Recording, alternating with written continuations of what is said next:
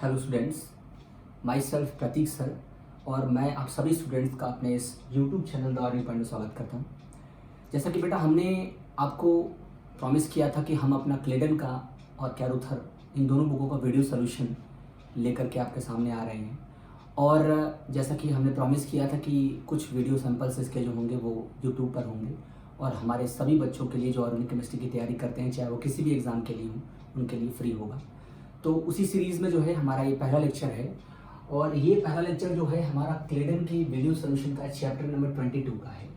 हमने आपको अपनी इंट्रोडक्टरी वीडियो में ये बताया था कि हम आपको किस तरीके से, किस सीक्वेंस में और किस वे में क्लेडन का पूरा वीडियो सोल्यूशन प्रोवाइड करेंगे। देखिए, जो चैप्टर का थ्योरेटिकल डिस्क्रिप्शन की हमने बात करी थी, उस थ्योरेटिकल डिस्क्रिप्शन को भी हम उठाएंगे और उसको हम प्रोजेक्टर के थ्रू उठाएंगे। मतलब हम क्या करेंगे, चैप्टर को ओपन कर देंगे, प्रोजेक्टर के थ्रू इस पर डिस्प्ले होगा यहाँ पर पूरा चैप्टर, और उसको हम जो है लाइन बाय लाइन आपको एक्सप्लेन करेंगे। अगर कुछ इंपॉर्टेंट बातें होंगी तो, और कुछ अगर इंपॉर्टेंट बातें नहीं होंगी तो उनको हम इग्नोर करेंगे। मतलब हम उसको क्विक मैनर में पूरा कवर करेंगे। लेकिन बिफोर दैट आपको मैं ये बिल्कुल क्लियर कर दूँ कि चैप्टर नंबर 22 या जो भी क्लेडन के चैप्टर्स होंगे, पहले वो चैप्टर्स कवर होंगे जो ज़्यादा इंपॉर्टेंट होंगे, ठीक। उसके बाद फिर सीक्वेंस वाइज सारे चैप्टर्स कवर होंगे जो बचे हुए होंगे। आज इस चैप्टर नंबर 22 में जो पहला चैप्टर है हमारा, डिस्क्रिप्शन का तरीका बिल्कुल वही होगा जो मैंने आपको बताया। थ्योरेटिकल डिस्क्रिप्शन, उसके बीच में जो प्रॉब्लम्स दी उनका डिस्क्रिप्शन, उससे रिलेटेड प्रॉब्लम्स का डिस्क्रिप्शन, आपको मैं बना करके बहुत सारे प्रॉब्लम्स, सिमिलर जो प्रॉब्लम्स होते हैं उनका डिस्क्रिप्शन, एंड जब आ जाएगा चैप्टर तो उनके एंड में जो चैप्टर्स के क्वेश्चन दिए उनका डिस्क्रिप्शन, और फिर बाद में लिंक।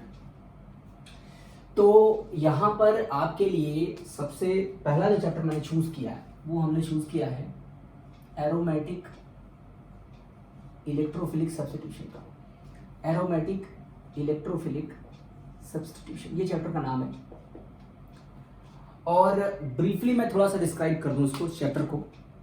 तो इस चैप्टर में अगर आप फर्स्ट वाली क्लेडन का एडिशन देखें, यानी कि फर्स्ट एडिशन देखें क्लेडन का, तो चैप्टर नंबर 22 में इलेक्ट्रोफिलिक एरोमेटिक सब्स्टिट्यूशन इस नाम से चैप्टर है।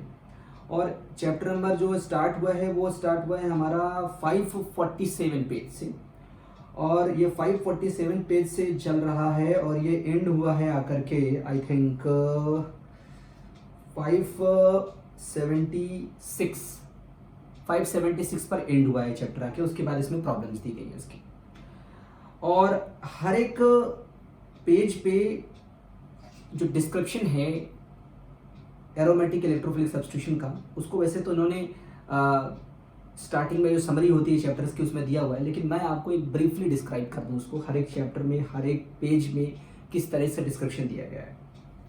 तो पहले मैं आपको एक हल्का सा एक ओवरव्यू दे देता हूँ। देखिए, एरोमेटिक इलेक्ट्रोफिलिक सब्स्टिट्यूशन अगर है यहाँ पर, तो डेफिनेटली जो है वो यहाँ पर जो बात होगी वो बात होगी इलेक्ट्रोफाइल्स की। इलेक्ट्रोफाइल्स में बात होगी इलेक्ट्रॉनिकली रिच सबस्ट्रेट की, और इलेक्ट्रॉनिकली रिच सबस्ट्रेट में जो स्पेशली यहां इस चैप्टर में बात होगी वो बात होगी एरोमेटिक इलेक्ट्रोफिलिक सबस्ट्रेट्स की। और ऐसे इलेक्ट्रोफिलिक सबस्ट्रेट्स की, एरोमेटिक वाले, जो इलेक्ट्रॉनिकली रिच होते हैं, जिन पर किसी तरीके से इलेक्ट्रॉन की एक्सेस होती है। कोई ऐसे ग्रुप जुड़े हुए होते हैं जो इलेक्ट्रॉनिकली रिच बनाते हैं एरोमेटिक रिंग को, चाहे वो इंडक्टिव इफेक्ट के थ्रू हो, चाहे रेजोनेंस के थ्रू हो, चाहे मेसोमेरिक इफेक्ट के थ्रू हो, चाहे हाइपर कंजुगेशन के थ्रू हो, चाहे फिर किसी हेटेरोएटम के थ्रू हो। और इलेक्ट्रॉनिकली रिच सबस्ट्रेट में अगर मैं बात करूं तो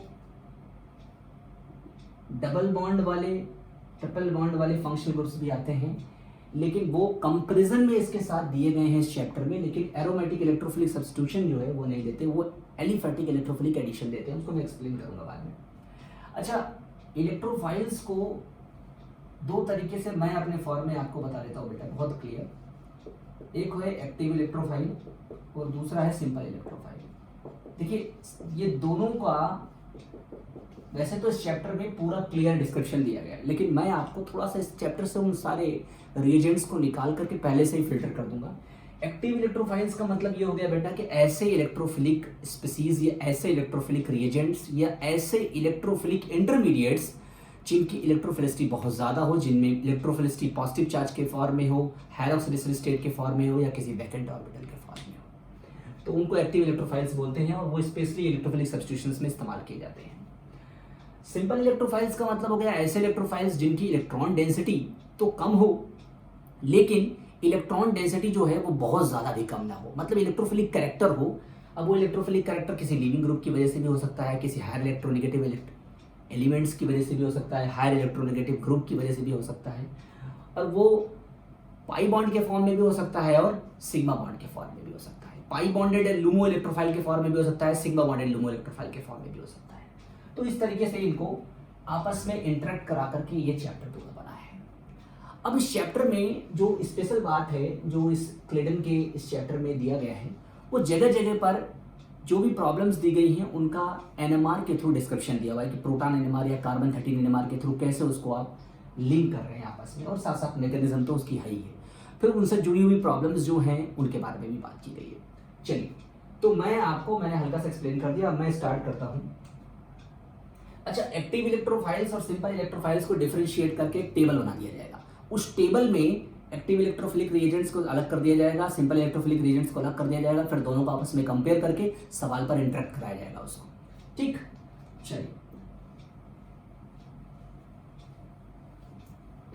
अब आपको नेक्स्ट लेक्चर से जो है वो आपको पूरा चैप्टर भी खुला हुआ मिलेगा प्रोजेक्टर के थ्रू, ताकि जो है आप चैप्टर भी देख सके साथ साथ। लेकिन ये है कि आप ये ध्यान रखिएगा पुरानी वाली क्लेडन आपके पास होनी चाहिए, फर्स्ट एडिशन होनी चाहिए क्लेडन की, उससे मैं आपको डील कर रहा हूँ।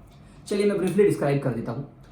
तो सबसे पहला जो इसका पेज है दैट इज फर्स्ट पेज, उसमें इनॉल्स और फिनॉल्स को कंपेयर किया गया। देखिए पहले और दूसरे पेज में इनॉल्स और फिनॉल्स को कंपेयर किया गया है।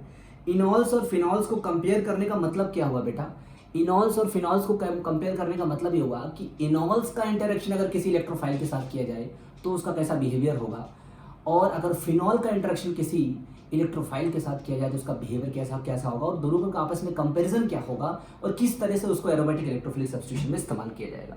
ये तो हमारा पहले और दूसरे पेज में हमारा डिस्क्राइब किया गया है, बिल्कुल यही डिस्क्रिप्शन दिया गया है, और प्रोटॉन एनएमआर के थ्रू इसको एक्सप्लेन किया गया है कि किस तरीके से यहाँ पर दोनों में डिफरेंस होता है, इनॉल हो चाहे फिनॉल हो, और उनका जो इलेक्ट्रोफिलिक स्पीसीज है, स्पेशली यहाँ ड्यूटेरियम एक्सचेंज का इस्तेमाल किया गया है, उसके थ्रू क्या डिफरेंस आता है उसको एक्सप्लेन किया गया है। मैं आज आपको स्टार्ट कराता हूँ इसको, लेकिन पहले हम क्या करते हैं, पहले ब्रीफली समराइज कर लेते हैं हर एक चैप्टर के इस चैप्टर के हर एक पेज को। अब देखिए आते हैं इसके 549 पेज पर। 549 पेज पर सबसे पहले देखिए benzene and it's reaction with electrophiles, ये हमारा हेडिंग का नाम है। इसमें पूरा बेंजीन के बारे में बताया गया है कि बेंजीन किस तरीके से होता है, क्या स्ट्रक्चर होती है, बेंजीन के पाई बॉन्ड्स किस तरीके से अपना बिहेवियर करते हैं। बेंजीन को थोड़ा सा जो है वो नेफ्थलीन के साथ भी कंपेयर किया गया है, नेफ्थलीन भी लिख दिया गया है, ऑर्बिटल्स बना करके दिखाए गए हैं, उनकी शील्डिंग वैल्यू बना करके दिखाई गई है, डेल्टा वैल्यू बनाकर दिखाई गई है प्रोटॉन एनएमआर के थ्रू, ये सब सारी चीज़ें दिखाई गई हैं। इसको थोड़ा सा कंपेयर किया गया है electrophilic attack on benzene and on cyclohexene, मतलब कि सिंपल डबल बॉन्ड यानी एल्कीन और बेंजीन के साथ इलेक्ट्रोफाइल का इंटरेक्शन कैसे होता है और उनके आपस में क्या डिफरेंसेस होते हैं उसको एक्सप्लेन किया गया है। कैसे एक्सप्लेन किया गया है उसको मैं अभी आपको जैसे स्टार्ट करूंगा उसको एक एक करके पूरा बताऊंगा। पहले मेरा फोकस सिर्फ इस क्लेडन में लिखी हुई, इस चैप्टर में लिखी हुई इस प्रॉब्लम पर होगा जो इसके साथ थ्योरी लिखी हुई है, लेकिन उसके बाद फिर मैं आपको अगर उसको एलाबोरेट करूंगा तो उसको अलग अलग प्रॉब्लम्स के फॉर्मेट में भी आपको लिंक करवाऊंगा। चलिए अब आ जाते हैं 550 नंबर पेज पे। 550 नंबर पेज पे देखिए यहाँ पर एक बात बताई गई है कि बेंजीन और जब हम कंपेयर करते हैं साइक्लोहेक्सीन को तो बेंजीन क्यों नहीं देता है इलेक्ट्रोफिलिक एडिशन, क्यों वो इलेक्ट्रोफिलिक सब्स्टिट्यूशन देता है, और क्यों जो है वो एल्कीन इलेक्ट्रोफिलिक एडिशन देता है, और वो प्रोडक्ट किस तरीके से बनाता है उसको एक्सप्लेन किया गया। और एक बात और इम्पॉर्टेंट बताई गई है कि बेंजीन जो है उसकी इलेक्ट्रॉन डेंसिटी इतनी ज़्यादा नहीं होती है कि उस पर आप किस तरीके से इलेक्ट्रोफिलिक सब्स्टिट्यूशन को आसानी से करा सकें। तो उसमें कंपेयर करके बताया गया है कि आपको अगर मान लीजिए उस पर इलेक्ट्रोफिलिक सब्स्टिट्यूशन कराना है तो आप उसमें किस तरीके से कोई इलेक्ट्रोफाइल लेते हैं और उस इलेक्ट्रोफाइल की इलेक्ट्रोफिलिसिटी को बढ़ाने के लिए आप क्या करते हैं, उसका एक छोटा सा एक डिस्क्रिप्शन दिया गया है प्रॉब्लम के वे के थ्रू। उसको मैं भी आपको एक्सप्लेन करता हूँ क्या मतलब है। उसमें एक लाइन में लिखा भी हुआ है, बीच बीच में क्लेडन के चैप्टर्स में जो है वो छोटे छोटे हिंट पॉइंट्स दिए रहते हैं। तो उसमें एक लिखा हुआ है पॉइंट कि बेंजीन इज़ वेरी अनरिएक्टिव, मतलब बेंजीन की इलेक्ट्रॉन डेंसिटी इतनी ज़्यादा नहीं है कि वो एरोमेटिक इलेक्ट्रोफिलिक सब्स्टिट्यूशन बहुत आसानी से दे सके या उसका रेट बहुत ज़्यादा हो। तो उसके बारे में एक लाइन लिखा हुआ है। फिर उसके बाद जो है थोड़ी सी मैकेनिज्म एक्सप्लेन की गई है कि किस तरीके से इलेक्ट्रोफिलिक सब्स्टिट्यूशन होता है बेंजीन पर। ठीक, उसके बाद 551 नंबर पेज पे आ जाते हैं। 551 नंबर पेज पे जो है जो डिस्क्राइब किया गया है वो मैकेनिज्म को थोड़ा डिस्क्राइब किया गया है कि पहले किस तरीके से कार्बोकेटाइन बनता है, फिर उसके बाद किस तरह से कार्बोकेटाइन स्टेबलाइज होता है, और फिर किस तरीके से एरोमेटिक इलेक्ट्रोफिलिक सब्स्टिट्यूशन का प्रोडक्ट बनता है। फिर साथ साथ एक छोटी सी बात और दी गई है कि जो सिग्मा कॉम्प्लेक्स इंटरमीडिएट होता है, जिसको आप कार्बोकेटाइन बोलते हैं एरोमेटिक इलेक्ट्रोफिलिक सब्स्टिट्यूशन में, उसको किस तरीके से एक इंटरमीडिएट के फॉर्म में आइसोलेट करके कैरेक्टराइज किया जा सकता है प्रोटॉन एनएमआर के थ्रू, और कैसे हमें पता चलता है कि यहाँ पर कार्बोकेटाइन का इन्वॉल्वमेंट हो रहा है मैकेनिज्म में, उसको थोड़ा सा एक्सप्लेन किया गया है। और along with delta values of proton NMR उसको थोड़ा सा बताया गया है। ठीक, फिर ये भी बताया गया है कि इसका रेट डिटरमिनिंग स्टेप कैसे होता है, ग्राफ के थ्रू एक्सप्लेन किया गया है। अब आते हैं 552 नंबर चैप्टर पे। फिर थोड़े से कुछ एग्जांपल्स दिए गए हैं कि बेंजीन पर जब एरोमेटिक इलेक्ट्रोफिलिक सब्स्टिट्यूशन कराया जाता है या कोई इलेक्ट्रोफाइल ऐड करके इलेक्ट्रोफिलिक सब्स्टिट्यूशन का रिएक्शन परफॉर्म किया जाता है तो वहाँ पर कौन कौन से एग्जांपल हो सकते हैं। बहुत सारे फेमस एग्जांपल आप लोगों ने भी पढ़े होंगे इलेक्ट्रोफाइल के साथ, जैसे नाइट्रेशन ऑफ बेंजीन। यहाँ पर नाइट्रेशन ऑफ बेंजीन कैसे कराया गया है उसको थोड़ा सा एक्सप्लेन किया गया है। फिर सल्फोनेशन ऑफ बेंजीन, कि बेंजीन पर सल्फोनेशन कैसे किया गया है उसको एक्सप्लेन किया गया है। ठीक है, उसके बाद फिर किस तरह से एल्काइलेशन या एसाइलेशन किया जाता है, इसको फ्रिडल क्राफ्ट एल्काइलेशन या फ्रिडल क्राफ्ट एसाइलेशन कहते हैं बेंजीन पर, उसको भी थोड़ा सा एक्सप्लेन किया गया। लेकिन थोड़ा देखिए इसमें क्या होता है, चैप्टर में जो चीज़ें लिखी हुई हैं वो हैं तो पूरी, लेकिन बहुत ज़्यादा सफिशियंट नहीं है। उनके साथ बहुत सारी ऐसी चीज़ें हैं जो और ऐड करनी चाहिए ताकि वो और ज़्यादा एलाबोरेटिव हो जाएं और बहुत ज़्यादा डिस्क्रिप्टिव हो जाएं और परफेक्ट हो जाएं। तो वो भी मैं करूँगा कि मैं उनको पूरा तो एक्सप्लेन करूँगा, लेकिन उनके साथ अपना भी मसाला ऐड करूँगा ताकि वो थोड़ा सा परफेक्शन की तरफ बढ़ जाए। चलिए ठीक है, उसके बाद फिर इसमें एक 554 नंबर चैप्टर 554 नंबर पेज पे जो है वो पूरा फ्रिडल क्राफ्ट एसाइलेशन दिखाया गया है, और साथ साथ जो है उसको ग्राफ के थ्रू जो है एक्सप्लेन किया गया कि मैकेनिज्म किस तरह से होती है इसकी, उसको थोड़ा समझाया गया है। फिर आते हैं तो इसमें 555 नंबर पेज पे कुछ इम्पॉर्टेंट जो इलेक्ट्रोफिलिक सब्स्टिट्यूशन रिएक्शंस होते हैं बेंजीन पर, उनके एक टेबल बना करके उसको टेबुलेट किया गया है कि ब्रोमिनेशन या नाइट्रेशन या सल्फोनेशन या फ्रिडल क्राफ्ट एल्काइलेशन या फ्रिडल क्राफ्ट एसाइलेशन, उनमें कौन कौन से रेल इस्तेमाल किए जाते हैं और क्या प्रोडक्ट बनता है। फिर थोड़ा सा इस चैप्टर को टिल्ट किया गया। टिल्ट क्या किया गया है कि अब जो है बेंजीन पर कोई ग्रुप लगा दिया गया है। बेंजीन पर जब आप कोई ग्रुप अप्लाई करते हैं, चाहे वो इलेक्ट्रॉन डोनेटिंग हो, चाहे वो इलेक्ट्रॉन विड्रॉइंग हो, चाहे वो प्लस आई हो, चाहे वो प्लस आर हो, चाहे वो हाईली एक्टिवेटिंग हो, चाहे वो हाईली डीएक्टिवेटिंग हो, चाहे मॉडरेट डीएक्टिवेटिंग हो, चाहे मॉडरेट एक्टिवेटिंग हो, उसका क्या इफेक्ट पड़ता है। इसमें सबसे पहले जो पहला हेडिंग है वो है electrophilic substitutions on phenols. 555 number page पे है ये, और उसमें सबसे पहले फिनॉल के बारे में डिस्क्राइब किया गया है विद ब्रोमीन, कि ब्रोमीन के साथ रैपिडली क्यों रिएक्ट करता है, क्या कारण होता है, उसको एक्सप्लेन किया गया है। 556 नंबर पेज पर भी यही एक्सप्लेन किया गया है।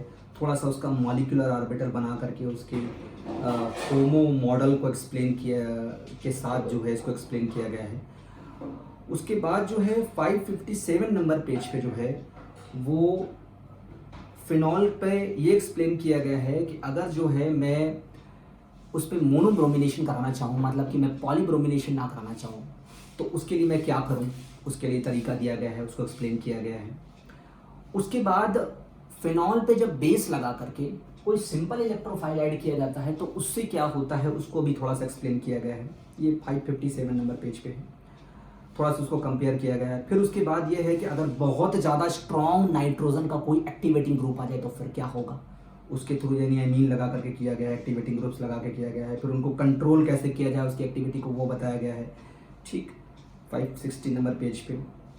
फिर देखिए इसमें सबसे बड़ी बात होती है कब आर्थो प्रोडक्ट बनेगा, कब पैरा प्रोडक्ट बनेगा, कब मेटा प्रोडक्ट बनेगा, आर्थो मेजर होगा कि पैरा मेजर होगा कि मेटा मेजर होगा, क्या रीज़न होगा इसका, उन सब चीज़ों को एक्सप्लेन किया गया है। उसके बाद 561 नंबर पेज पे alkyl benzenes react eight ortho and para position, मतलब सिग्मा बॉन्ड सब्स्टिट्यूएंट या सिग्मा डोनर सब्स्टिट्यूएंट्स के बारे में बात किया गया है, यानी कि जो हाइपर कंजुगेशन वाले ग्रुप्स होते हैं या प्लस आई वाले ग्रुप्स होते हैं उनके बारे में बताया गया है। ठीक, उनके इलेक्ट्रोफिलिक सब्स्टिट्यूशंस को दिखाया गया है। फिर उनके सिग्मा कॉम्प्लेक्स को आइसोलेट कैसे करते हैं, उनमें क्या मैकेनिज्म किस तरीके से अप्लाई होती है, उनको एक्सप्लेन किया गया 562 नंबर पेज पे। उसके बाद फिर उनके कुछ इंपॉर्टेंट रिएक्शंस के बारे में बताया गया, जैसे sulphonation of toluene 563 number page पे है, 564 नंबर पेज पे है, जो है वो किस तरीके से जो इलेक्ट्रोनेगेटिव एलिमेंट्स होते हैं वो किस तरीके से मेटा डायरेक्टिंग होते हैं, उनका किस तरह से इन्वॉल्वमेंट होता है, क्या रोल होता है, उसको बताया गया है।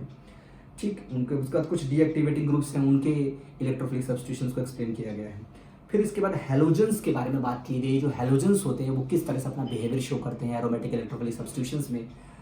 अच्छा, हैलोजेंस बड़े यूनिक होते हैं। हैलोजेंस एरोमेटिक इलेक्ट्रोफिलिक सब्स्टिट्यूशन में कैसा बिहेवियर शो करते हैं, एरोमेटिक न्यूक्लियोफिलिक सब्स्टिट्यूशन में कैसा बिहेवियर शो करते हैं, उनको भी आपस में कंपेयर करके मैं आपको बताऊंगा। बड़ा शानदार है, अपने भी एग्जांपल्स लूंगा, इनके भी एग्जांपल्स आपको अच्छी तरह से बताऊंगा। हैलोजेंस का बिहेवियर बड़ा अच्छा होता है। उसके बाद फिर जो है सारे और जो हैं, फिर इनमें और सारे रिएक्शंस उनको बताया गया है कि फ्रेडल क्राफ्ट एल्काइलेशन कैसे होता है, फ्रेडल क्राफ्ट एसाइलेशन कैसे होता है इनमें।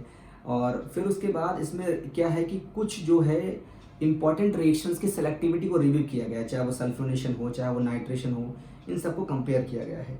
और फिर लास्ट में फ्रेडल क्राफ्ट एसाइलेशन को एल्काइलेशन से कंपेयर किया है और अलग अलग रिएक्शंस में उसका रोल समझाया गया है।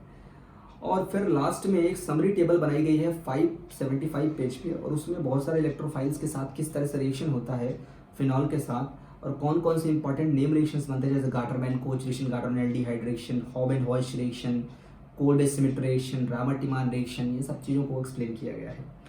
और फिर हमारा ये चैप्टर खत्म हो गया। एक लास्ट में एक मेजर रिएक्शंस के साथ इसको खत्म किया गया। इसमें डायरेक्टिंग इफेक्ट्स के बारे में बहुत ज़्यादा बात नहीं की गई है, लेकिन मैं इसको थोड़ा और अच्छा एलाबोरेट करूँगा। तो ये रहा पूरा चैप्टर का सब्सक्रिप्शन, चैप्टर का जो है डिस्क्रिप्शन की, चैप्टर किस तरह से इसमें जो है वो कवर किया गया है। अब सबसे मोस्ट इम्पॉर्टेंट बात है कि इस चैप्टर के जितने भी पेजेस को मैंने आपको डिस्क्राइब किया, आज इस तरह से इसलिए डिस्क्राइब किया क्योंकि मेरे पास जो है वो प्रोजेक्टर का व्यू नहीं था। अब नेक्स्ट वीडियो से जो है वो प्रोजेक्टर का व्यू रहेगा, तो मैं चैप्टर जो है आपको क्लियरली जो है वो एक्सप्लेन कर दूंगा कि हर एक पेज पे किस तरीके से क्या क्या बातें कही गई हैं।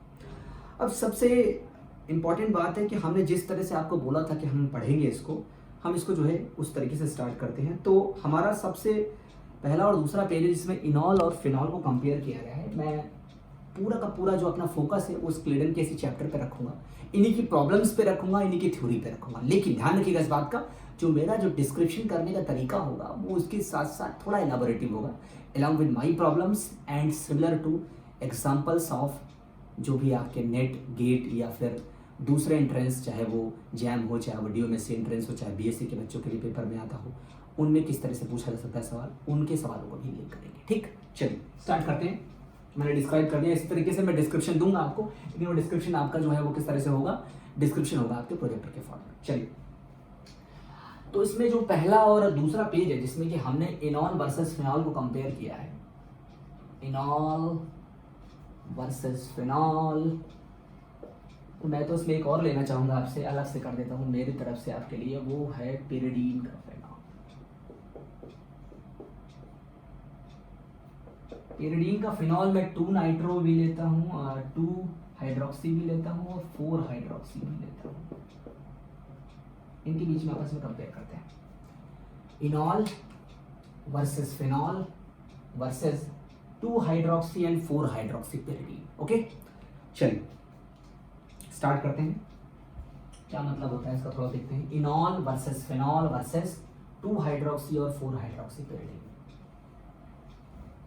ध्यान से आप फोकस करिएगा बेटा, हर एक चीज ध्यान से पढ़िएगा, बहुत इंपॉर्टेंट है, क्योंकि मैं ये वीडियो सोल्यूशन इतना आपके लिए आसान कर दूंगा कि आपको प्यार हो जाएगा और इंग्लिश से, संजीवनी बना दूंगा आपके लिए। और देखिए एग्जाम्पल के थ्रू समझते हैं। जो एग्जाम्पल इसमें भी लिया गया है वो एग्जाम्पल उठा लेते हैं, मैं उसके बाद अपने एग्जाम्पल भी आपको दूंगा। बिल्कुल भाई, एग्जाम्पल लेते हैं। एग्जाम्पल तो इसका लिया गया है, और जो एग्जाम्पल लिया गया है फिनॉल का उसको भी लेते हैं। और जो मेरी तरफ से मैंने आपको बताया, यानी कि पिरिडीन 2 हाइड्रोक्सी पिरिडीन, उसको भी ले लेते हैं।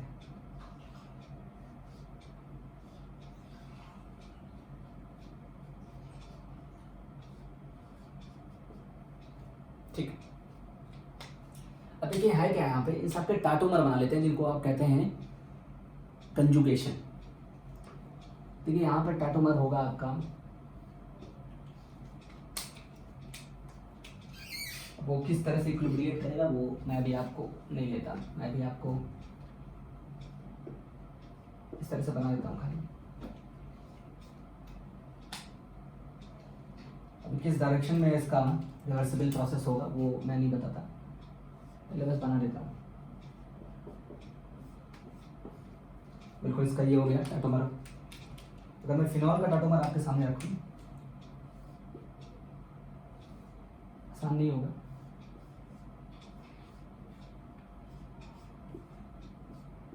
फिनॉल का टाटोमर हो गया। और अगर मैं बात करूँ इस 2 हाइड्रोक्सी पिरिडीन की, तो इसके टाटोमर की भी बात करते हैं।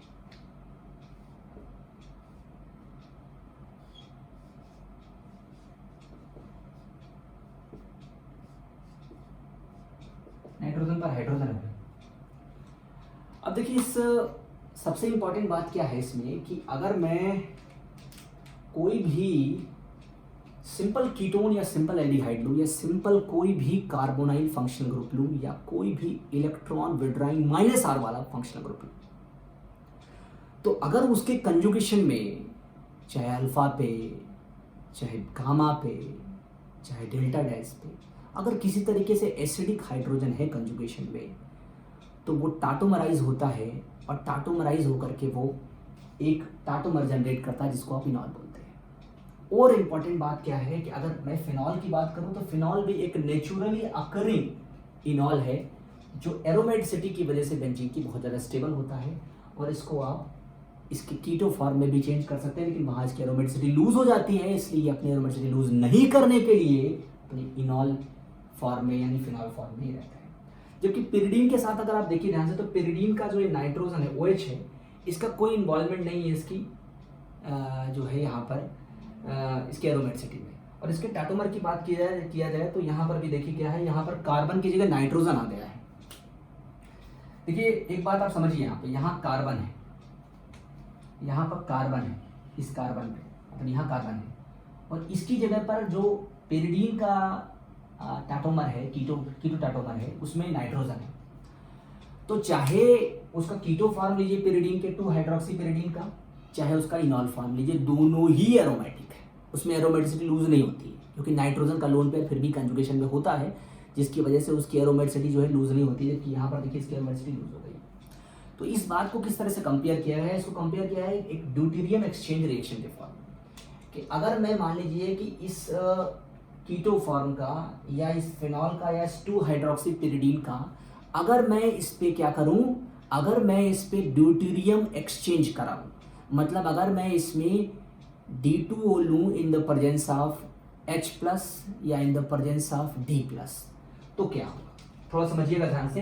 तो एक बात ध्यान दिमाग में बैठा लीजिए कि कीटो फॉर्म तो ज़्यादा स्टेबल होता है, सिंपल कीटो फॉर्म, लेकिन नेचुरली अकरिंग इनॉल है ये, तो इसका एरोमेटिसिटी की वजह से ज़्यादा स्टेबिलिटी होती है। और यहाँ पर दोनों, चाहे कीटो फॉर्म लिया जाए चाहे इनॉल फॉर्म लिया जाए, दोनों स्टेबल होते हैं, 2 हाइड्रोक्सी पिरिडीन की या 4 हाइड्रोक्सी पिरिडीन की। अब थोड़ा सा मैंने क्या एक्सप्लेन किया है थोड़ा देखिए, फिर मैं अपने रिएक्शन पे लूंगा, ठीक बेटा। यहाँ क्या एक्सप्लेन किया गया है, यहाँ एक्सप्लेन ये किया गया है कि अगर मान लीजिए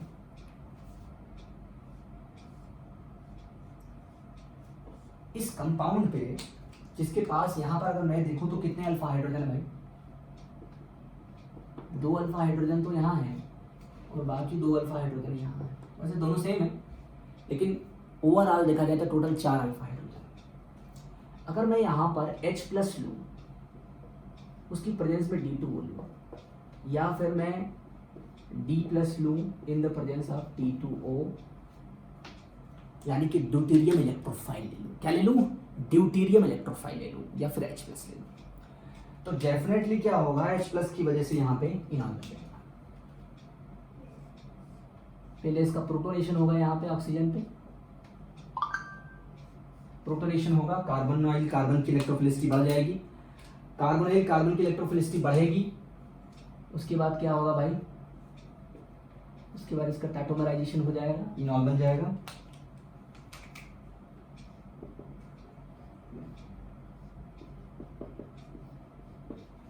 फिर इनॉल जो है वो इलेक्ट्रॉनिकली रिच स्पीसीज की तरह बिहेव करेगा, वो एक न्यूक्लियोफाइल की तरह बिहेव करेगा, और जब वो न्यूक्लियोफाइल की तरह बिहेव करेगा तो उसको चाहिए होगा एक इलेक्ट्रोफाइल, और ध्यान दीजिए इसमें इलेक्ट्रोफाइल क्या बाबू, इस कार्बन के थ्रू D पर अटैक होगा और ये निकल जाएगा, तो यानी कि यहाँ पर क्या हो जाएगा, जुड़ जाएगा D, ठीक। यहाँ पर H+ लगा रहेगा और फिर इसके बाद दोबारा आप यहाँ टैटोमराइजेशन करके फिर डी लगा सकते हैं। यानी कि अगर आपने इस प्रोसेस को बाद में एक्सटेंड किया तो एक्सटेंड करने पर आपको हर पोजीशंस पर डी मिल जाएगा, यहाँ 2 डी, और अगर आपने और आगे इसको बढ़ा दिया तो बाकी 2 बचे अल्फा हाइड्रोजन पर भी आपका डी लग जाएगा, यानी ड्यूटेरियम एक्सचेंज हो जाएगा।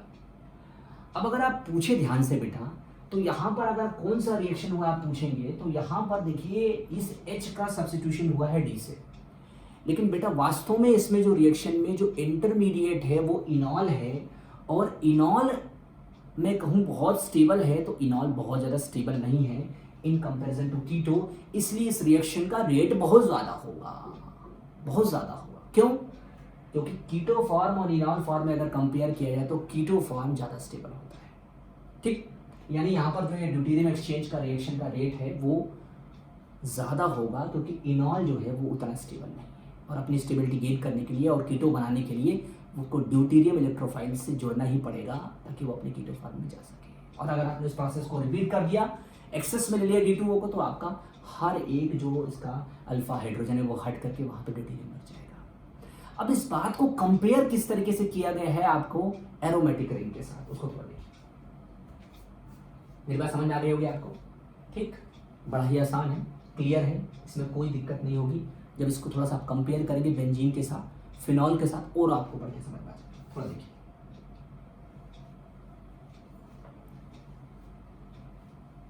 अब क्या है कि जब हमने इसकी जगह पर एक नेचुरली एकरिंग फिनॉल ले लिया, फिनॉल लिया आपने, ध्यान से देखिएगा,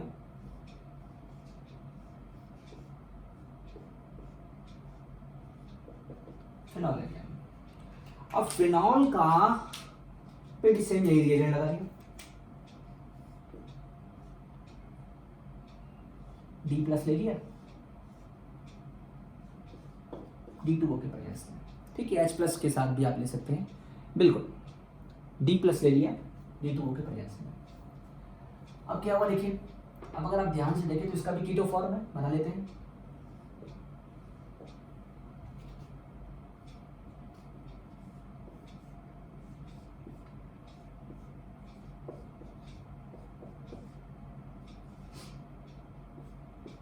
ये है, अब क्या है, ध्यान से देखिए, इस पे डी जोड़ गया,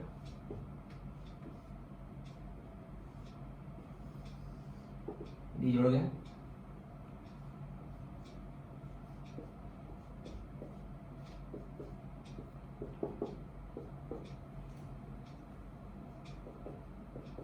ठीक। अब आप ध्यान से देखिए तो जो पहले वाला कीटो फॉर्म था और इस वाले कीटो फॉर्म में अंतर है भैया। पहले वाला कीटो फॉर्म स्टेबल था, लेकिन ये वाला कीटो फॉर्म जो आप जनरेट कर रहे हैं ना वो स्टेबल नहीं, क्योंकि इसमें एरोमेटिसिटी लूज हो गई है। और यही ड्राइविंग फोर्स होता है एरोमेटिक इलेक्ट्रोफिलिक सब्स्टिट्यूशन का, कि भैया एरोमेटिक इलेक्ट्रोफिलिक सब्स्टिट्यूशन में जो एरोमेटिसिटी है उसको लूज करना है अगर आपको, तो बहुत थोड़े समय के लिए लूज कर सकते हैं, और वो उसका बहुत स्लो स्टेप होगा और आर्डियस होगा। आपको एरोमेटिसिटी लूज करनी है तो एरोमेटिसिटी लूज कर सकते हैं, लेकिन आपको गेन भी करानी पड़ेगी, और जो उसका कीटो फॉर्म जनरेट होगा वो स्टेबल नहीं होगा, इस बात का ध्यान रखना है। यानी एरोमेटिक इलेक्ट्रोफिलिक सब्स्टिट्यूशन उतना आसान नहीं था जो सब्स्टिट्यूशन आपने इनॉल के साथ देखा।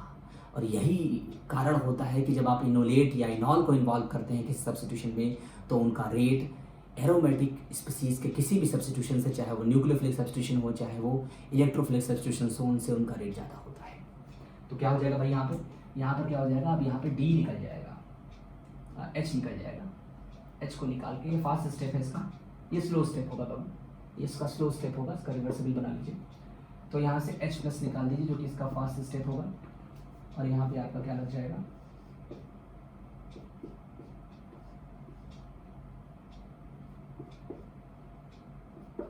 अब आप कहोगे कि सर ये जो बन रहा है क्या इसका कोई अल्टरनेट नहीं हो सकता? तो भाई इसका एक अल्टरनेट भी हो सकता है, आप देखिए ध्यान से, इसका अल्टरनेट एक और हो सकता है कि आप इस पर डायरेक्ट O पर अटैक कराइए लोन पेयर का D+ का, इस तरह से देखिए, आप डायरेक्ट OH का अटैक कराइए D पर, ना कि आप इसकी एरोमेटिसिटी लूज करिए, क्योंकि आपको भी पता है एरोमेटिसिटी लूज करना इतना आसान नहीं होगा। फिर इसका एक्सप्रेशन निकाल दीजिए। किसके साथ निकालेंगे भाई आप? D2O के साथ निकालेंगे। क्या बनेगा? OD। अब अगर आपसे कोई पूछे कि सर ये OD यानी ड्यूटरेटेड फिनॉल है और ये 2 ड्यूटरेटेड फिनॉल आपने लिया है, मतलब 2 नंबर पे H को हटा के D लगा दिया है, सर इसमें से कौन जल्दी बनेगा? तो मेरे भाई ये वाला जल्दी बनेगा, क्योंकि यहाँ पर जो है हमने स्टेरोमेट्रिसिटी लूज नहीं कराई है, लेकिन हमने यहाँ पर स्टेरोमेट्रिसिटी लूज कराई है। तो इसका मतलब है कि यहाँ पर ये वाला प्रोडक्ट है जिसमें 2 नंबर वाले पर H को हटा के D लगाया गया है, वो बनना इतना आसान नहीं होगा, लेकिन ये बनना आसान होगा। लेकिन अगर मैं इसमें ड्यूटेरियम एक्सेस में ले लूँ तो ये बात क्लियर है कि OH के साथ जो लोन पेयर का रेजोनेंस है, तो देखिए ध्यान से, इस OH के लोन पेयर का रेजोनेंस है जो कि इसके आर्थो पे और इसके पैरा पर इलेक्ट्रॉन डेंसिटी इंक्रीज कर रहा है अपने रेजोनेंस के थ्रू, लेकिन एरोमेटिसिटी लूज कराते हुए। तो 2 दोनों 2 4 6 मतलब दोनों आर्थो और पैरा 2 4 6 और OH, ये जितनी पोजीशंस हैं अगर आप एक्सेस में ले लीजिए तो सब पे डी लग जाएगा। लेकिन अगर आसानी से पूछा जाए कि किस पे ड्यूट्रेशन होगा या किस पे ड्यूटेरियम लगेगा, तो ड्यूटेरियम कहाँ लगेगा भैया? OH पे।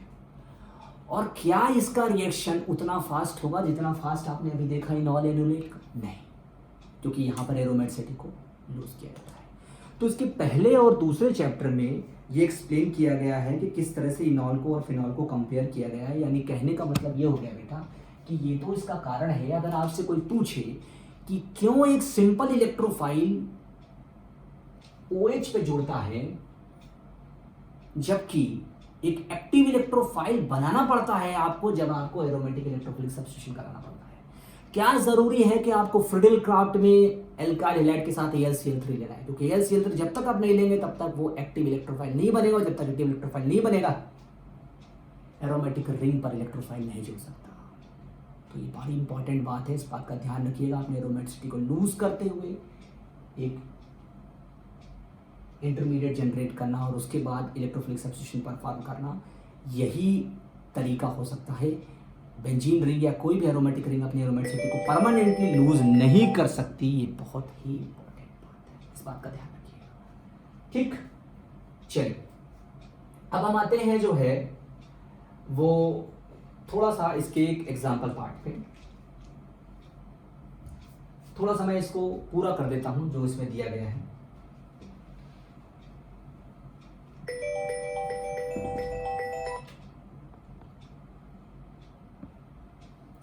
इसको पूरा कर देता हूं मैं।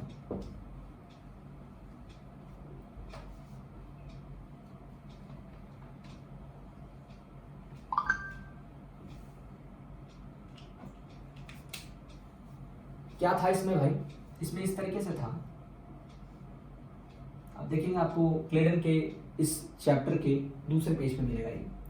तो आपको अगर फिनॉल दिया गया है और उसमें आपको D2O दिया गया है D+ की प्रेजेंस में, या कहिए कि D3O दिया गया है, तो बेटा आपको अगर एक्सेस में दिया गया है और इक्विवेलेंट मेंशन नहीं किया गया है तो ध्यान रखिएगा इस पोजीशन पे भी D लगेगा, 2 पे भी D लगेगा, 4 पे भी D लगेगा और 6 पे भी D लगेगा। और अगर इक्विवेलेंट स्पेसिफाई किया हुआ है तो फिर खाली OH पर ही लगेगा। और अगर मैं बहुत सारे सवालों के साथ इनको कंपेयर करूं और इस बात को एलाबोरेट करूं तो देखिए किस तरह से प्रॉब्लम बन सकती है। अगर मैं यहाँ पर थोड़ा सा एक एग्जांपल और लूँ जो मैंने अभी आपको पेरिडीन के साथ लिया था, तो उसको भी लेते हैं, इसको मिटा देते हैं। समझ गए होंगे आप? इसके मैकेनिज्म को इसी तरह से एक्सप्लेन कर लीजिएगा। यहाँ पर कैसे D लगेगा मैंने एक्सप्लेन किया, 4 पे कैसे D लगेगा आप समझ लीजिएगा कि आप रेजोनेंस के थ्रू ले जाएंगे तो कार्बन में माइनस आ जाएगा, फिर D लग जाएगा, फिर H निकल जाएगा, ये सारी चीज़ें। अब जो मैंने पेरिडीन का यानी कि जो मैंने सिमिलर एग्जांपल आपको बताने के लिए बताया था कि किस तरह से इससे मिलती जुलती आपको प्रॉब्लम पूछी जा सकती है, उस पर आते हैं। देखिए अब हम लेते हैं पेरिडीन को।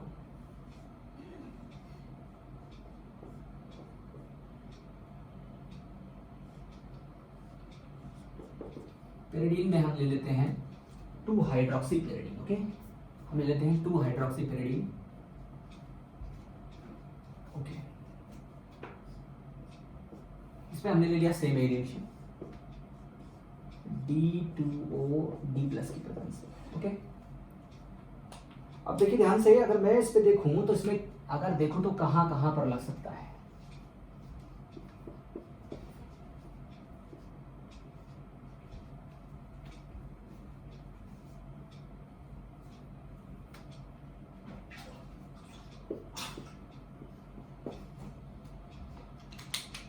OD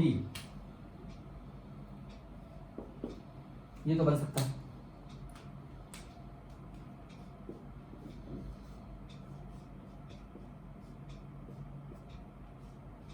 ये भी बन सकता है,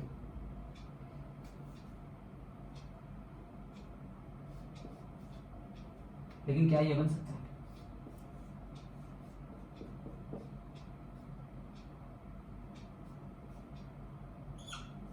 क्या इसकी किसी पोजीशन पर डी आ सकता है? मतलब यानी कहने का मतलब ये हुआ कि क्या इसकी किसी पोजीशन पर एरोमेटिक रिंग की किसी पोजीशन पर डी जुड़ सकता है क्या? वो थोड़ी समझने वाली बात होगी।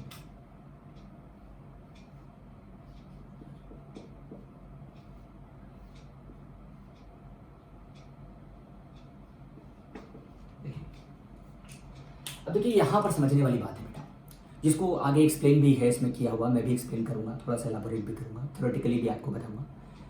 यहाँ पर अगर मैं पिरिडीन की बात करूँ ना, देखिए तो पिरिडीन की रिंग तो इलेक्ट्रॉनिकली डेफिशिएंट है, लेकिन OH की वजह से हम अगर कहते हैं कि पेंजीन में अगर इस पिरिडीन में इलेक्ट्रॉन डेंसिटी बढ़ रही है तो वो बढ़ रही है केवल नाइट्रोजन पे, तो डी जुड़ेगा तो या तो नाइट्रोजन पे जुड़ेगा और या फिर इस ऑक्सीजन पे जुड़ेगा, लेकिन पिरिडीन की रिंग पर डी नहीं जुड़ेगा, क्योंकि पिरिडीन की रिंग इटसेल्फ इलेक्ट्रॉनिकली डेफिशिएंट है, क्योंकि नाइट्रोजन अपने इलेक्ट्रॉन विड्रॉइंग पुल वहां पर डाल रहा है। इसका मतलब ये हुआ बेटा, इसका मतलब ये हुआ कि पहला दूसरा प्रोडक्ट तो बन सकता है, लेकिन ये तीसरा प्रोडक्ट नहीं बन सकता।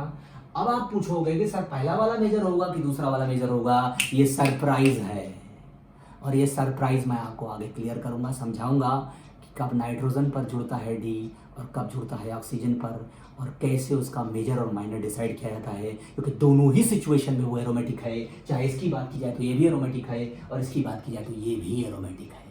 ये बड़ा यूनिक एग्जाम्पल होगा, इसको एलाबोरेट करूंगा मैं। ठीक, चलिए अब मैं क्या करता हूँ, इनसे मिलते जुलते कुछ एग्जांपल्स आपके ले लेता हूँ। इसमें एक एग्जांपल और आपके क्लेडन में है, वो भी ले लेता हूँ। ठीक, ध्यान रखिएगा बेटा, ये और ये कब मेजर और माइनर होंगे, इनमें से कौन सा मेजर बनेगा कौन सा माइनर बनेगा, ये मैं आपको एक्सप्लेन करूंगा, इसमें कोई दिक्कत नहीं है, लेकिन बनेंगे इन दोनों में से ही, तीसरा नहीं बनेगा, ध्यान रखिएगा। लेकिन फिनॉल पे आप 2,4,6 वाला भी बना सकते हैं, क्योंकि वो OH की वजह से इलेक्ट्रॉनिकली डेफिशिएंट हो रहा है, इलेक्ट्रॉनिकली रिच हो रहा है अपने प्लस R इफेक्ट की वजह से, इस बात का ध्यान रखिएगा। ठीक, चलिए अब थोड़े से हम कुछ और एग्जांपल्स आपको लेके दिखाते हैं, इनसे मिलते जुलते, क्योंकि मैंने आपसे प्रॉमिस किया था कि हमारा जो होगा वो हमने डिस्क्राइब कर दिया आपको इसमें प्रॉब्लम्स को। अभी हमारे पास प्रोजेक्टर होगा तो हम आपको लाइन बाय लाइन भी पढ़ के समझा देंगे कि इसमें क्या लिखा हुआ है और उस लाइन का क्या मतलब है, लेकिन लाइन को भी मैंने एक्सप्लेन कर दिया पैराग्राफ के लिए, उसमें जो प्रोटॉन NMR के स्पेक्ट्रम बने हैं उनको भी एक्सप्लेन कर दूंगा जब प्रोजेक्टर के थ्रू खुलेगा तो।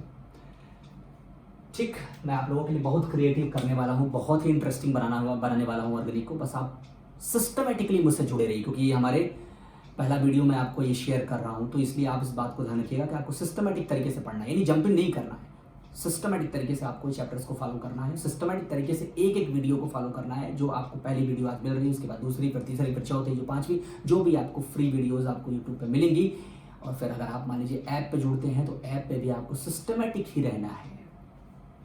देखिए कुछ एग्जांपल ले लेते हैं इसके। एक एग्जांपल इसमें लिया हुआ है, वो देखिए एग्जांपल क्या है, वो थोड़ा सा बिल्कुल कंजुगेटेड है, एल्डिहाइड का है और ड्यूटर R के साथ है। ये एग्जांपल है, ऐसा एग्जांपल है, बिल्कुल ये एग्जांपल ऐसा है, बिल्कुल ये एग्जांपल, और इसमें लगाया हुआ है D2O D+ की प्रेजेंस। देखिए यहाँ पर क्या है, यहाँ पे आपका जो एसिडिक हाइड्रोजन है, कहा जाए कि कॉन्जुगेटेड हाइड्रोजन है, वो यहाँ पे गामा पे। ठीक, तो अगर मैं इसका इनॉल बनाऊं तो इसका इनॉल कहाँ बनेगा भाई? इसका इनॉल बनेगा, देखिए इसकी इनॉल, देखिए इसका एनाइन कहाँ कहाँ पर, इसकी कितने कितने स्ट्रक्चर्स बन सकते हैं, थोड़ा देखा जाए पहले। डबल बॉन्ड यहाँ आया, यहाँ पर भी इस तरीके से, देखिए ये बनेगा इसका, इसको आप एक्सटेंडेड इनॉल बोलते हैं।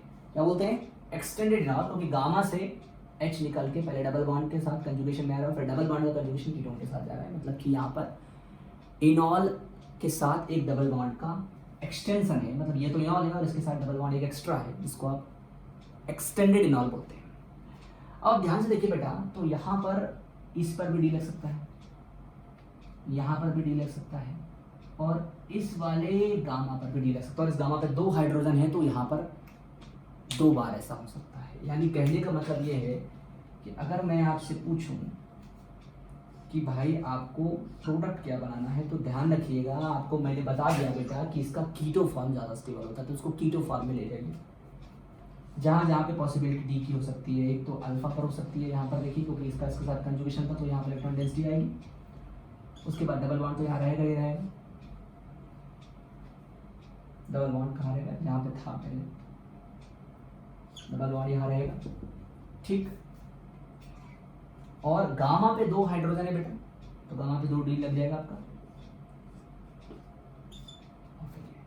यानी कि आपको ये ध्यान रखना है कि इसका इनॉल तो बनाना है, लेकिन उसके इनॉल से जो आपका OH का जैसे OD बन सकता है ना, यहाँ पे OH का OD, तो उसको आपको मेजर प्रोडक्ट नहीं कंसिडर करना है, उसको प्रोडक्ट ही नहीं कंसिडर करना है, क्योंकि वो उसका फॉर्म स्टेबल नहीं है।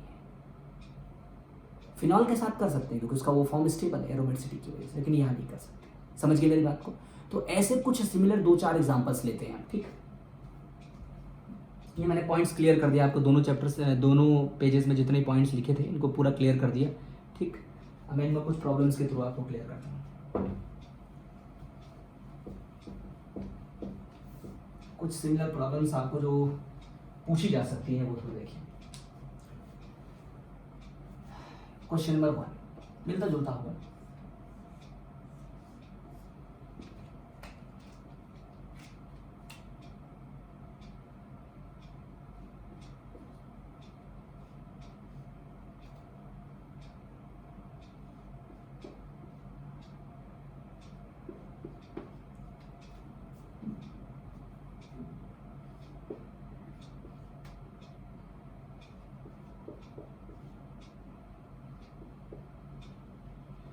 एक्सेस में लिया, आपको मेजर प्रोडक्ट बताना है,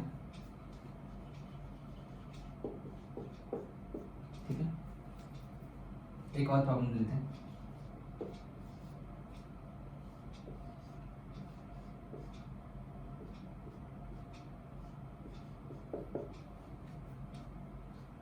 और इसके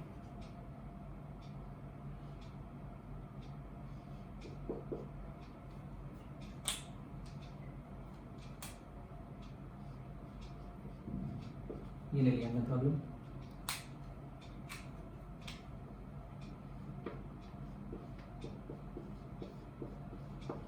ये 2 प्रॉब्लम ले लेते हैं, ठीक।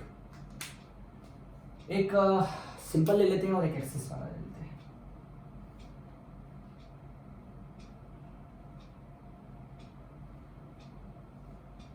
एक्सेस में लेंगे तो क्या बनेगा, और सिंपल ले लेते हैं अगर D+D2 के साथ तो क्या बनेगा, या स्पेसिफाई कर देते हैं कि हमने D2 लिया है 1 इक्विवेलेंट, स्पेसिफाई कर देते हैं कि हमने 1 इक्विवेलेंट यानी एक इक्विवेलेंट ही D2 का इस्तेमाल किया है।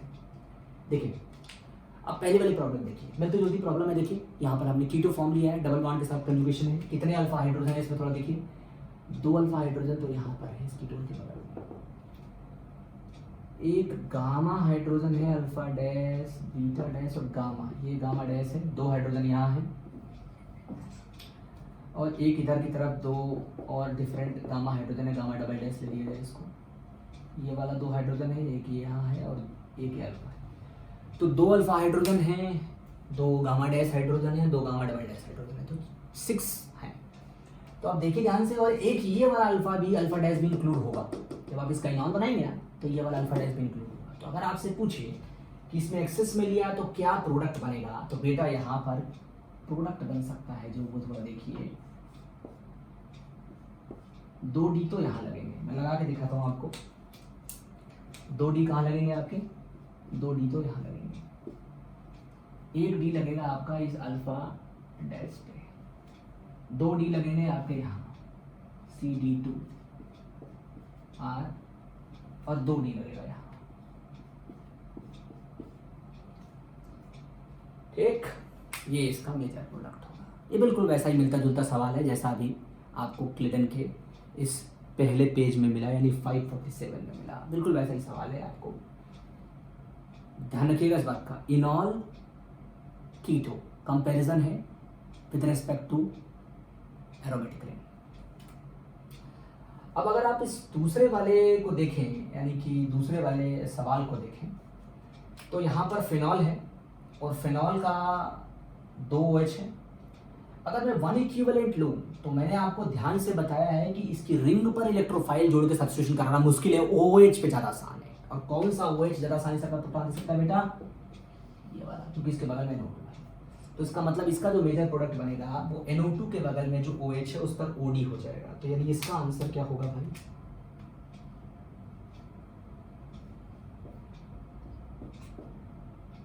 ये OH, ये जो NO2 के बगल में OH है ना, इस पर OD हो जाएगा और NO2, ये इसका मेजर प्रोडक्ट होगा। और अगर मैं एक्सेस में लूंगा तो इस OH पर भी OD होगा, इस OH पर भी OD होगा और इस OH के आर्थो यानी यहां पर भी OD होगा और इस OH के पैरा यानी यहां पर भी OD होगा, लेकिन इस NO2 के बगल वाले पे नहीं होगा। या कहीं एक्सेस में ले लिया तो इस OH के आर्थो पैरा को भी लेंगे आप और इस OH के भी आप पैरा को लेंगे, यानी कि इसकी हर पोजीशन पे डी लग जाएगा। NO2 के बगल में जो पोजीशन है वो डीएक्टिवेटेड है तो उसको छोड़ दिया जाए तो बाकी पोजीशंस पर लग जाएगा, इस OH के आर्थो पे और इस OH के पैरा पे। यानी इस NO2 के जस्ट बगल वाली पोजीशन को छोड़ दिया जाए, बाकी पे डी लग जाएगा। तो क्या इसका आंसर हो जाएगा? OH, NO2, इसको पोजीशन को छोड़ दिया जाए, मैं H बना लेता हूँ, फिर मैं बाकी पे डी लगा रहा हूँ। ठीक, इसका H हटेगा, डी लग जाएगा, इसका OH हटेगा, डी लग जाएगा, यहाँ डी लगेगा और यहाँ डी लग जाएगा। ये इसका प्रोडक्ट हो जाएगा। लेकिन ध्यान रखिएगा इस बात का कि अगर हम 1 इक्विवेलेंट लेंगे तो हम OH को ही प्रेफरेंस देंगे, एरोमेटिक रिंग पर इलेक्ट्रोफाइल को नहीं लाएंगे। समझ गए मेरी बात को? तो ये इसको मैंने पूरा डिस्क्राइब किया आपके लिए। और अब इससे मिलते जुलते सवाल कंबाइंड कैसे बन सकते हैं वो फिर हम आपको बाद में बताएंगे जब हम एंड वाले क्वेश्चंस का डिस्कशन करेंगे। चलिए, समझ में आ गया होगा आपको। अब हमारा चैप्टर का डिस्क्रिप्शन हो गया आपके लिए और फिर मैंने आपको ये दोनों पेजेस का थ्योरेटिकल डिस्क्रिप्शन भी दे दिया आपको कि इसमें क्या बताया जा रहा है, किस तरीके से है। अब हमारे अगले पार्ट में एरोमेटिक रिंग के इलेक्ट्रोफिलिक सब्स्टिट्यूशंस का डिस्क्रिप्शन शुरू हो जाएगा। अब एक चीज़ आप दिमाग में बैठा लीजिए कि जो कुछ भी मैं आपको पढ़ा रहा हूँ ना वो अकॉर्डिंग टू क्लेडन होगा, उसकी थ्योरी के हिसाब से होगा, थ्योरेटिकल डिस्क्रिप्शन होगा, उसमें उसका एक्सटेंशन होगा, एलाबोरेशन होगा, इंक्लूडिंग मेरी प्रॉब्लम्स होंगी, फिर बाद में एंड की प्रॉब्लम्स होगी, कनेक्ट भी करेंगे, उसमें जो कमियां हैं उनको और एक्सटेंड करेंगे, बड़ा करेंगे। अगर कोई प्रॉब्लम कंबाइंड वे में पूछी जा सकती है, दूसरे किसी रिएक्शंस के साथ एंड करके लिंक करके अगर पूछी जा सकती है या कंबाइंड मैनर में पूछी जा सकती है तो उसका भी डिस्कशन करेंगे। And that is very important कि how you attempt this part in paper if the question is in the combined form, तो वो आपको पता चलेगा। तो मैंने आपको पूरा डिस्क्राइब कर दिया बेटा। इसी तरीके से जब मैं आपको पहला क्लास लूंगा जिस भी चैप्टर का तो पहले ही आपको पूरा प्रोजेक्टर के थ्रू एक्सप्लेन कर दूंगा। रोज आपको वीडियो मिलेगी, रोज आपको पढ़ना है, रोज आपको प्रॉब्लम दूंगा, रोज आपको प्रॉब्लम प्रैक्टिस करनी है, रोज आपको जो है वो समझना है कि जो मैंने बताया उससे मिलती जुलती और कैसी प्रॉब्लम्स बन सकती है। अगर आपके दिमाग में कुछ आता है तो उसको भी डिस्कशन करना है। और सबसे बड़ी बात है कि सिस्टमेटिक रहना है, जंप इन नहीं करना। मैं आपको वही चैप्टर्स लेकर के आऊँगा पहले जो इंपॉर्टेंट होंगे, ज़्यादा ज़रूरी होंगे आपके एग्ज़ाम के लिए, ज़्यादा इंपॉर्टेंट होंगे आपके पढ़ाई के लिए। ठीक, चलिए। अच्छा, लेंथ बड़ा भी हो सकता है वीडियो का, लेंथ छोटा भी हो सकता है, क्योंकि ये कोई ऐसा नहीं है कि मैं आपके लिए कोई सैम्पल वीडियो बना के आपको पेश कर रहा हूँ। ये मेरा स्टार्ट हो गया है क्लेडन का सॉल्यूशन का जो आपको वीडियो देने का प्रोग्राम था वो स्टार्ट हो गया है। तो आपका बड़ा लेक्चर भी हो सकता है, 1.5 घंटे का भी हो सकता है।